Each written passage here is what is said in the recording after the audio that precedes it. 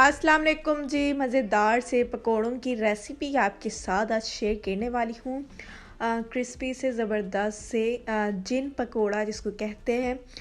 आज आपके साथ टिप बाय टिप हर चीज़ शेयर करूँगी इंशाल्लाह, और आपने हर टिप गौर से देखनी है एंड तक, ताकि आपको हर चीज़ आसानी से पता लगे। ठीक है जी। आपके सर्दी के दिन को तो ये ताज़ा कर ही देगी। चलें जी, स्टार्ट करते हैं। अच्छा जी, एक प्यारा सा बाउल ले लें। ठीक है, पालक आपने अच्छे से वॉश कर लेनी है, इस तरह से काट कर, ताकि इसके अंदर मिट्टी बिल्कुल ना रहे। ठीक है, आपने अच्छे से वॉश कर लेनी है। फिर उसके बाद ये आलू इस तरह से इस साइज़ में काट लेने हैं, जैसे फ्राइज़ कटती है बिल्कुल उसी तरीके से आपने काटने हैं।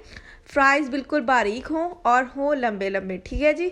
उसके बाद 1 टेबलस्पून से थोड़े से कम मैंने चायना सॉल्ट डाला है। उसके बाद ज़ीरा ऐड किया है और सूखा धनिया इसके अंदर ऐड किया है। उसके बाद जी 1 टेबलस्पून इसके अंदर सॉल्ट, हस्बे ज़रूरत आप अपने हिसाब से डालिएगा इसके अंदर। उसके बाद जी ये रेड चिली पाउडर है, तकरीबन 1.5 टेबलस्पून, ये दोनों मैंने इसके अंदर ऐड किए हैं। ठीक है। उसके बाद ये बेसन है, तकरीबन 1.5 कप मैंने इसके अंदर बेसन का ऐड किया है।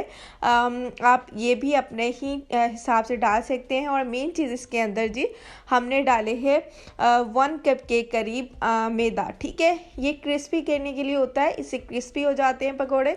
ठीक है। उसके बाद पानी आपने इसके अंदर इतना ऐड नहीं करना। यहाँ पर आपने ये बात ज़ेरे गौर कर लेनी है कि पानी इसके अंदर बिल्कुल भी इतना ऐड नहीं कर लेना कि बिल्कुल लई सी बन जाए और पकोड़ों की जो थिकनेस है वो ख़त्म हो जाए। ठीक है।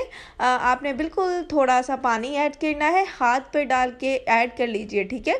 और इस तरह से आपने इसको हाथों की मदद से ही मिक्स करना है। आप बाहर से खाते हैं वो हाथों की मदद से ही मिक्स करते हैं।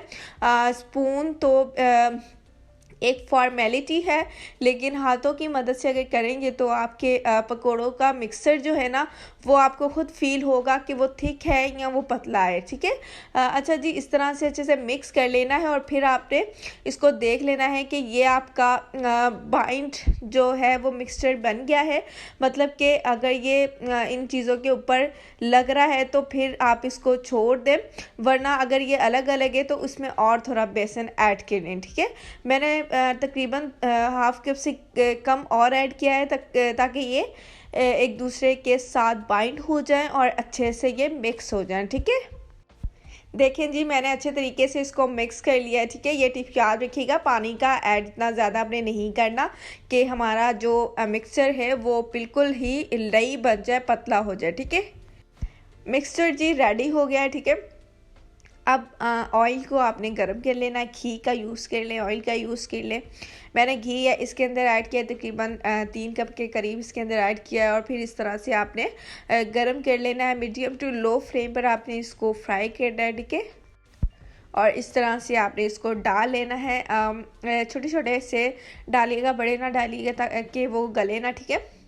इसको जेन पकौड़ा इसीलिए कहते हैं कि इसके अंदर हमने अपना बेसन की क्वांटिटी को बिल्कुल थोड़ा सा ही रखना है। ठीक है। मिक्सर जो आलू और पालक है वो थोड़ी सी ज़्यादा हो, और जो बेसन है बस उस पर हल्का हल्का सा लगाओ। ठीक है। इस तरह से डाल लेना है, जितने भी आपकी स्पेस है उस हिसाब से इसके अंदर आप डाल दीजिएगा, जितने आप कंप्लीटली फिल कर सके। ठीक है। और उसके अलावा जी मेरी आवाज़ की तरफ ना जाइएगा, क्योंकि गला अभी भी थोड़ा सा ख़राब है। मैंने पिछली वीडियो के अंदर इस टॉपिक पर वीडियो एक बनाई है कि आप अपने बच्चों के लिए गले के लिए घरेलू क्या टोटका बनाएं जिससे आपके बच्चों के गले बिल्कुल ठीक हो जाए।